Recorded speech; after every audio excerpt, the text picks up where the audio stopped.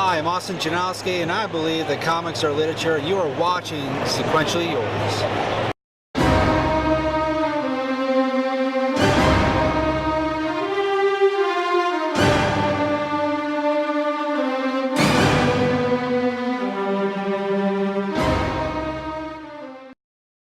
Hey, welcome to Sequentially Yours, initially mine. The show where we look at this week's number ones and tell you which ones are magic and which ones are Chris Angel.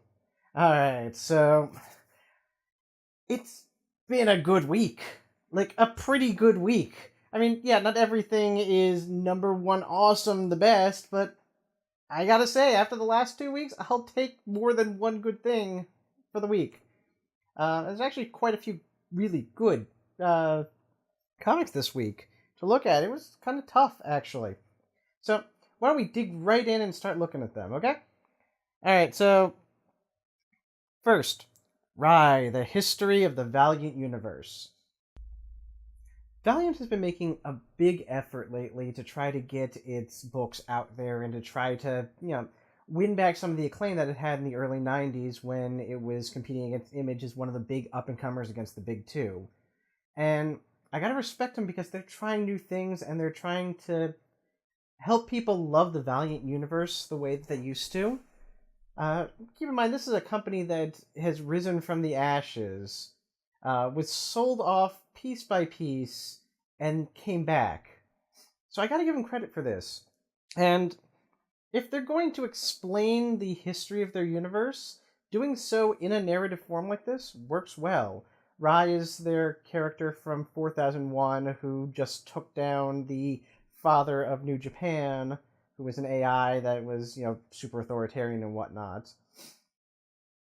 And this just kind of goes through prehistory to current of what the Valiant Universe is, drawing in these characters that we know, like Ninjak and Exo Manowar, and everything that happened with Magpie. All of that's kind of covered in this, and it gives you a good idea of what's going on, so that people have a foundation for jumping into the series. And I kind of like that.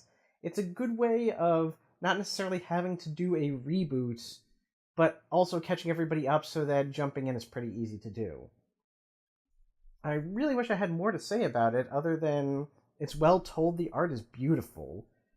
The characters are, I'm not really familiar with Rai. I've read a couple of books, but I like the concept, and I like these characters quite a bit, and it's good to see Valiant trying to do something like this. I'll give them all the props in the world for all of their attempts, because, you know what? It's worth it. Valiant comics are fantastic, and this is a good way to get involved. Alright, so, well done, Rai. Next. Speaking of trying new things, our next book is Excel from Lion Forge Comics. Now, Lion Forge is trying something really new here, and I gotta give them a lot of respect. They're trying to create an integrated universe specifically with diverse characters. Excel is actually one of their older properties, but they're essentially rebooting him with a Latinx character, something Dos Santos. I can't remember his first name right now. He's essentially the Flash, I'm not gonna lie, and this definitely has the feeling of Flash ripoff to it, with a lot of early 90s style, particularly in the bad guy who is over-muscled, covered in bandoliers, and all of them feed into giant hands with guns in them. Giant gun hands! That's our villain for this one.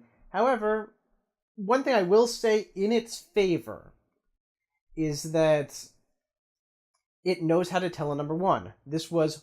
We've been through this many times, but we'll go over it again just because I want to point out how well this does it. This tells a single story that lets us know who the character is, what they can do, and why they're doing the thing that they do. In this case, the main character is being attacked by a guy named Barrage. That is because his girlfriend's father hired Barrage to kill him. He got his power from a meteorite that he kept under his bed, and I guess it caused him to have speed powers. And he does it because he feels that he's obligated to use his power for the benefit of others. You know what? That's what I need to know. We got to see him in action. We got to see some of the things he can do. We don't need to know everything about him. We get to know his personality a little bit. We get to know his girlfriend's personality a little bit. About the only thing that I really, really had a problem with this, other than the ridiculous bad guy, and the fact that they're not sure whether or not Excel has a secret identity. Like, on one hand, he's telling his girlfriend, don't tell everybody about what's going on. On the other hand, he gets seriously injured when he's fighting. He doesn't feel it during it, but when he slows down, his injuries start to come to the fore. So after each fight, he goes running into the hospital in his costume, which is generally on fire due to friction. He'll stay in the hospital for a couple hours until he can use his speed to heal himself, essentially, and then sign out. It's like, that. How does everybody not know who you are? At least everybody in the hospital does. But I'll give that a pass because it's still finding its feet. It doesn't know what it wants to do with that. Fine. But sometimes the artwork bugs me. Like, look at this. What's wrong with your head? What's wrong with the rest of your body? You're melting. You're like a running dolly painting. What is going on here? Now, mind you, frames like that are the exception, not the rule. In fact, I rather like a lot of what they do with backgrounds in this book, but I should look at that. I couldn't get out of my head at that point why his girlfriend is melting when she should be rushing out of the room. What's going on there? I don't know. Either way, Excel is worth reading, and as part of the Catalyst Prime initiative, I think it's a great idea. I miss Noble, but I'm going to check out the rest of them as they go along, and maybe I might even check out Noble, see what's up there, and, this might be a really great shared universe. I think it'd be a lot of fun, actually. Alright, moving on. Winnebago Graveyard. This was creepy as hell. I loved it. It's a horror comic in the grand tradition of horror comics. It's a horror story that is very much about weirdos in the Southwest rather than monsters creeping up on you. There's a creeping sense of dread more than anything throughout this book, and I love it. The artwork is so perfectly matched with what's going on in the story that I can't help but get a chill just thinking about it. The basic premise is a family stops at a weird roadside carnival, and when they come back, their RV has mysteriously disappeared. Everybody is strange. They eventually walk into town and find out that nobody is in town. There is definitely a ritual sacrifice at the very beginning of this book, and a cult, and I'm really kind of hooked. I want to know what's going on. I want to see what's happening next. Winnebago Graveyard, I think, draws from a horror tradition that, the Hills Have Eyes sort of horror tradition that has been pushed aside in recent years. But you know what? I think it's worth a look. Definitely, if you get a chance, Winnebago Graveyard all the way. I'm just breezing through these, and that's partially because I don't have a whole lot of battery on my camera right now, and I'm having all sorts of trouble here, but mostly it's because I don't have as many bad things to say, and as much as I'd love to continue talking about good things, I don't want to ruin a lot of these for you guys. I want you to actually go out and buy them and check them out. I'd love to talk about the twists and turns of Winnebago Graveyard, but I want you to see them for yourself. I genuinely do. So, you know what? Let's do a couple of bad ones, just because this couldn't be a perfect week, obviously, but it'll give me something more to complain about here. Alright. Kid Sherlock. Now, I respect what they're trying to do with this. They're trying to make a Sherlock Holmes story that is accessible to children. The Sherlock Holmes in this case is a little girl, and Watson is a talking dog. Wait, did I read that right? Yeah, talking dog. And talking dog would not be that big a deal, except that it doesn't know how it wants to handle its talking dog. Like, it's one thing if this is a strange thing in this world. Like, talking dogs are not a big deal. Or are a big deal. Like, somebody look at that. Oh, it's a talking dog. He's wearing a flat cap and glasses and walking upright and saying stuff. That's amazing! But no, everybody seems to be kind of okay with the idea of him being a talking dog. However, you also see, like, the school bully taunting him by treating him like a dog. Like, taking a stick and throwing it and telling him to fetch it. Like, so are dogs sentient in this world or not? I mean, do sentient dogs chase sticks? Are there regular dogs running around? Is this like the Disney universe where you have Goofy and Pluto? And one's a dog and one's an anthropomorphic dog? Is that what's going on here?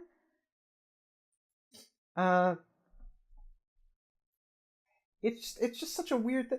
And the thing that I kind of, the only metaphor that this could be is that he's foreign. Like, this is the Indian student that the white kids are not treating very well, except for a couple of them. Or something like that. But that's about it. I don't know, maybe in future issues we'll learn more about this? But that's where I'm kind of stuck at the moment. That and the fact that, quite frankly, Kid Sherlock doesn't do anything interesting. It's just kind of boring. They took a lot of Sherlock Holmes ideas and just kind of stuck the names on stuff to be a reference. But it's not clever in any respect. Has there any translation of the Sherlock Holmes mythos to this little kid? No, not really. It's just a kid who behaved in a way similar to Sherlock Holmes, but there's nothing original brought to it. There's nothing clever for it. I need an idea for a project that's never been done before, something creative and new. Aha! I'll do Robin Hood, only all the characters will be fidget spinners! Elementary, I think, is a good example of a clever use of Sherlock Holmes. Specifically in that it's fairly common pop culture knowledge that Sherlock Holmes is a cocaine addict. So one of the things they did in Elementary was they make him a recovering addict. One who is genuinely trying to kick the habits. Yeah, the change of John Watson to Joan Watson was a thing, but that's more because that works because Lucy Liu is a great actress, and not because she was specifically changed to be a woman. That was not the gimmicky thing that makes Elementary work. It's the fact that Sherlock is a character who we can now identify with, as opposed to another Sherlock I can think of who is almost impossible to identify with, but is also the focus of the show, so there's nobody else that we can identify with. See how that works? Yeah. Suffice to say, Kid Sherlock I like the idea, particularly since she solves low-stakes things that kids can really get a grasp on, like, what's that bad smell in the room? I'm not kidding, that's what the whole book is about, is solving that mystery, and she does. It doesn't make any sense, but she solves it. But yeah, otherwise, I'm still just stuck on the anthropomorphic dog and whether or not this is a weird thing. Alright, so, sorry Kid Sherlock, but bye. Alright. Next, from Garth Ennis, Jimmy's Bastards. Alright, Garth. You and me, we gotta have a talk. Come closer. No, closer. Closer.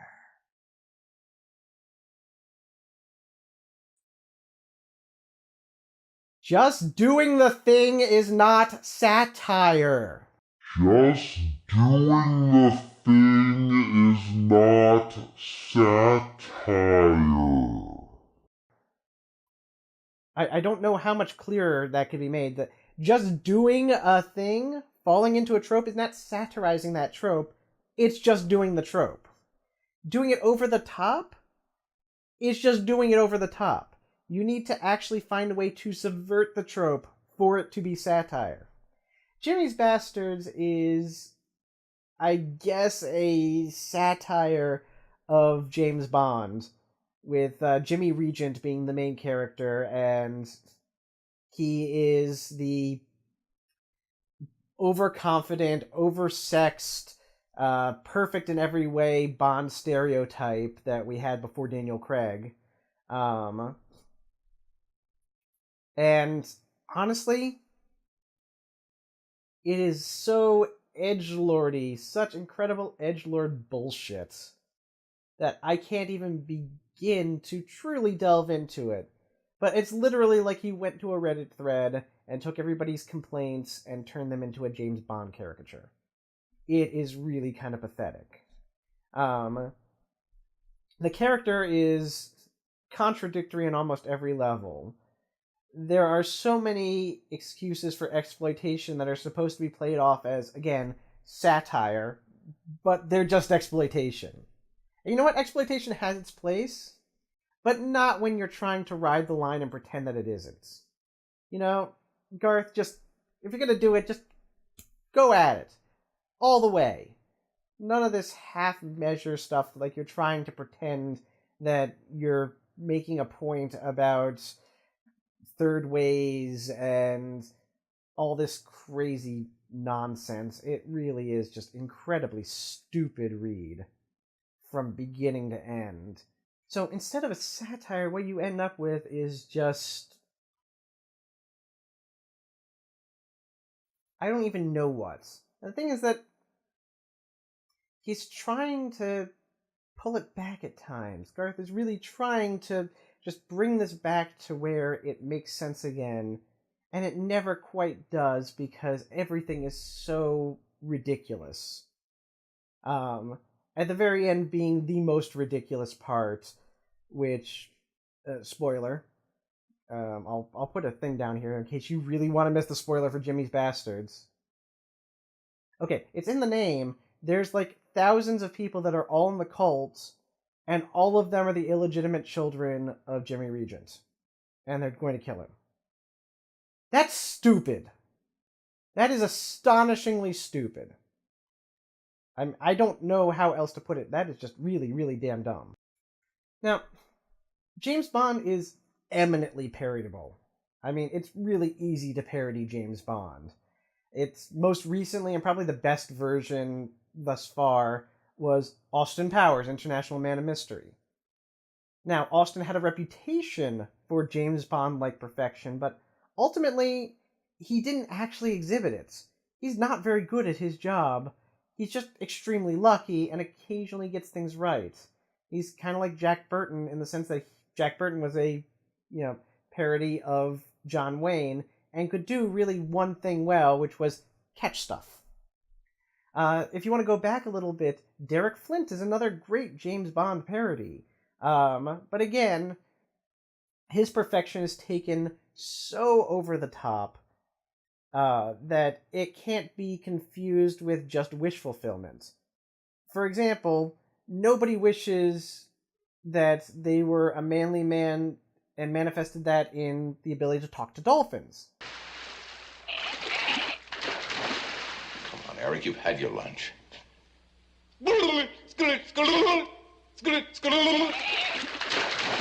Derek Flint can do that. He has like 6 girlfriends, but it's not really played off as exploitative that he has them. In fact, for the most part, they just kind of hang out together at his place. At one point, they show him on like 2 chairs laid out, and his 6 girlfriends are sitting around watching. One of them saying, "I hate it when he stops his heart like this." That's funny. That's parody. That's how that works. On top of that, Jimmy Regent is mean-spirited as all get out. Like, at the beginning, he's trying to save a bunch of people from a bad guy on a blimp, and they all have to take parachutes out. And there's this 2 or 3 panel segment where one woman is too fat to get out the window, so he goes and kicks her and calls her a name about being fat before going back to what he's doing, and it's like, what? Why? Why would you do that? Did you just need to make fun of a fat person here? Is that what that was? You know what, Jimmy?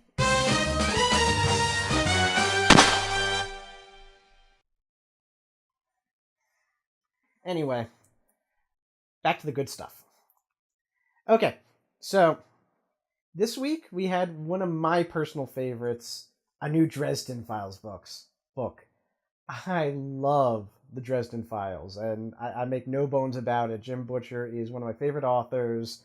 I adore kind of every book, and I'm really loving Dynamite's extra stories here. They jump around a little bit, so Harry's in different places in his life, depending on, they all take place in different parts of the series. But for the most part, I can usually get a handle on where he is at any given time and what's going on.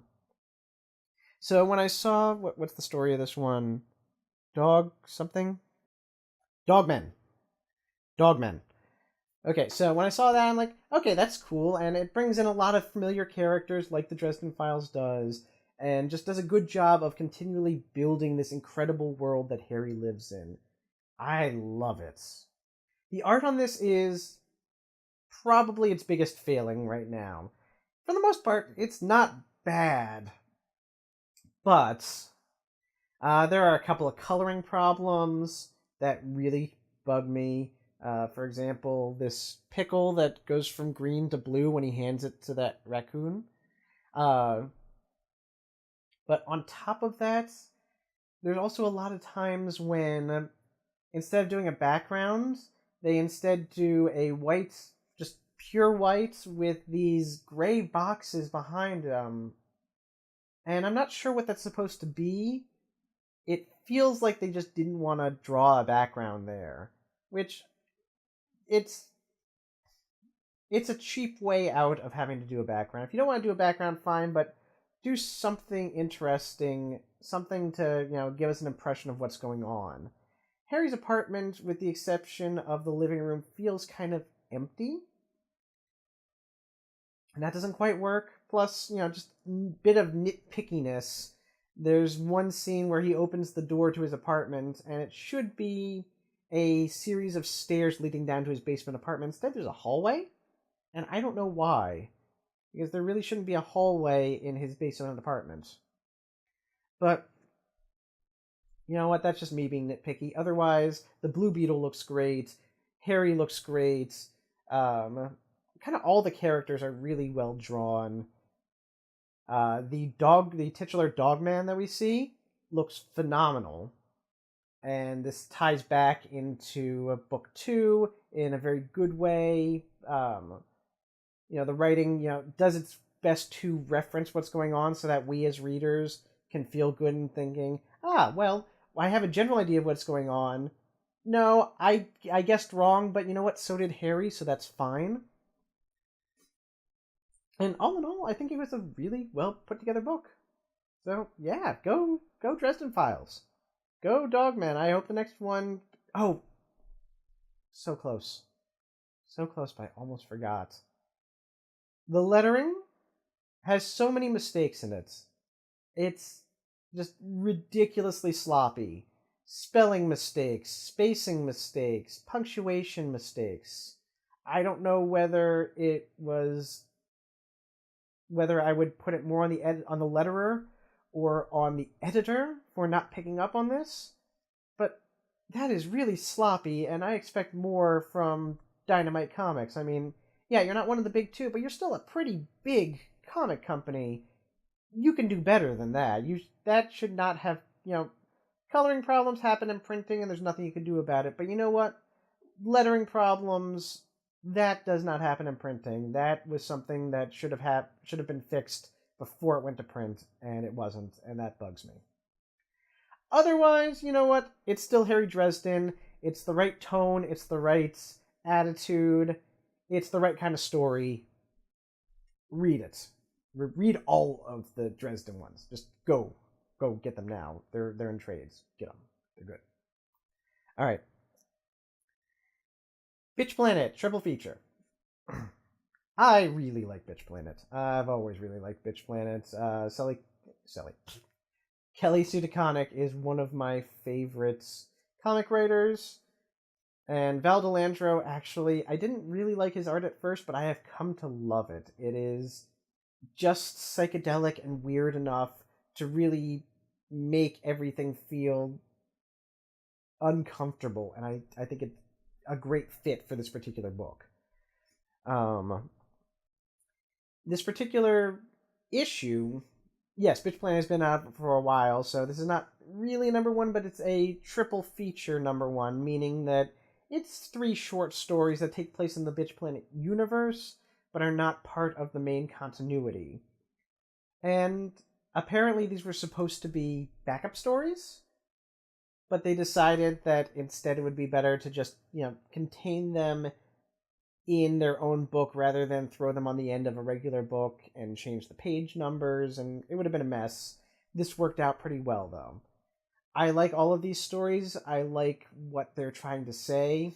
Particularly the middle story is one of my favorites, just because it is so frustrating in that you have this woman who desperately wants to do a good job. It's her first day. She is essentially the assistant to a politician, and that politician has been chosen to read out and present a particular amendment. All she has to do is go and print out his speech and give it to him.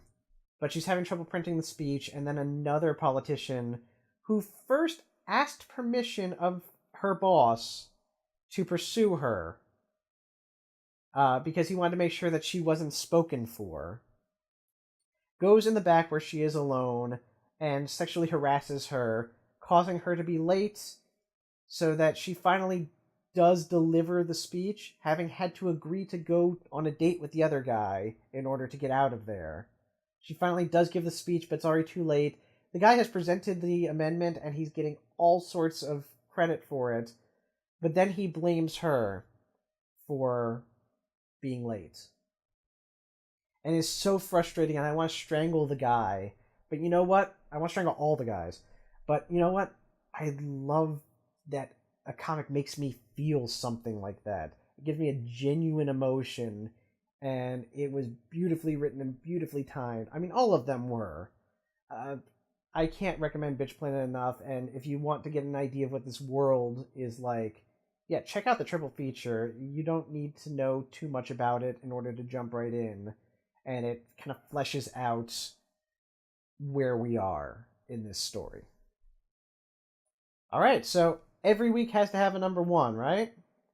A number one, and this week's number one is Kill the Minotaur. Have you ever seen A Knight's Tale? And you know how they use... It takes place presumably in the past, but they use fairly modern vernacular throughout. I was watching the commentary on it, and the reason why they did that was because there would have been an equivalent of all that modern vernacular in that time period. We would have known it, but modern audience don't necessarily click with the vernacular the same way that they would have at the time. Speech changes, words change. They would have been speaking Middle English. But we could still get, by using a modern approach and modern vernacular, we could still get an idea of what's going on with these characters, and as a result, we connect with them more. That's what's happening in Kill the Minotaur. It takes your standard story of, the Labyrinth and the Minotaur and King Minos and Crete, and starts expanding on it. It treats all of these characters, rather than mythic heroes, as people. It delves into their motivations, and it does so in a way that doesn't overstay its welcome. About the only thing that I can think of that bothers me about it as a myth guy is that what ends up happening to Daedalus doesn't make much sense considering how the myths go in the future. That being said, yeah, King Minos is crazy, but he also recognizes the Minotaur as his son, whom in his own way he loves. Theseus is an Athenian prince who chafes under Cretan rule, but also feels that he, and is being told by his father, that he is incapable of doing anything about it without endangering Athens even more. He's a drunk and not a very good warrior, and not even very clever, but he's passionate, and that passion is what drives him forward, and it's really interesting to see how they managed to adapt all this. The art itself is beautiful. We haven't seen the Minotaur yet, but the characters all have really expressive faces. The coloring is just gorgeous. Even the dark stuff is still bright and interesting. The backgrounds are used to support the main story and what's going on. The characters seem like they are experiencing the things that they're experiencing. The motion feels natural and like a part of the story, even when it's not, motion, because it's a comic book. The labyrinth is... This is the first time I think I've seen a depiction of the labyrinth that seems genuinely terrifying. It's enormous. It goes off and fades into the horizon. It's incredibly tall, so you can't just climb on top of it. It feels like, this whole world that Theseus might have to enter in order to take care of the Minotaur. He went to Crete to kill King Minos. I mean, it is a really well-done story, and when I compare that to Kid Sherlock, then it just makes me dislike Kid Sherlock more. And I know it's the kid's book. I hate to keep ragging on it, but Kill the Minotaur does such a wonderful job of taking an established concept and building on it. It said, what are we missing from this story? And the answer was humanity. So it adds humanity to a myth.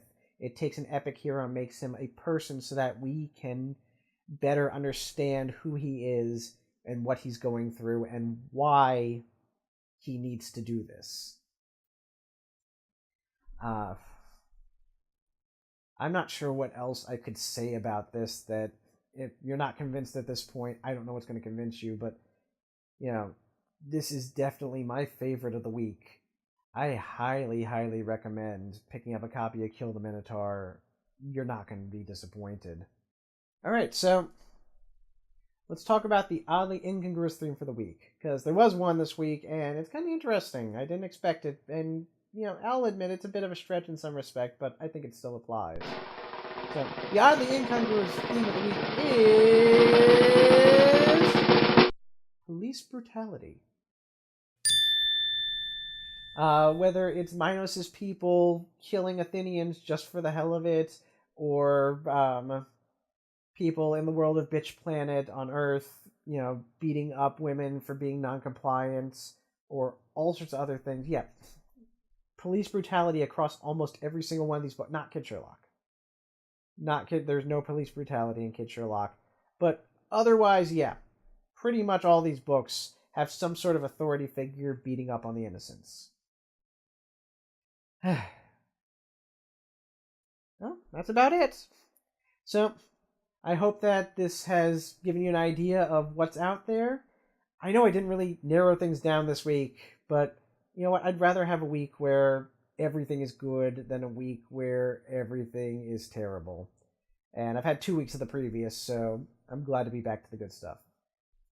So, with that, see you next week. Keep loving comics. Take care.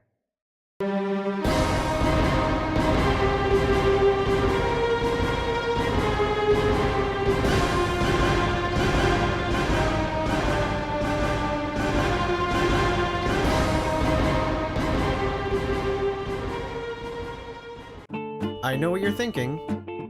How can I help Karu start a school so he can build a paramilitary force of gifted teenagers? Well, fear not. You can make that dream come true by donating only $1 or $2 to our Patreon, which will also make you eligible for fabulous prizes. If you can't contribute financially, please consider liking this video, subscribing, and especially sharing with your friends. It costs you nothing and goes a long way toward helping the channel grow, reaching new people who, like you, think that comics are literature. Thank you.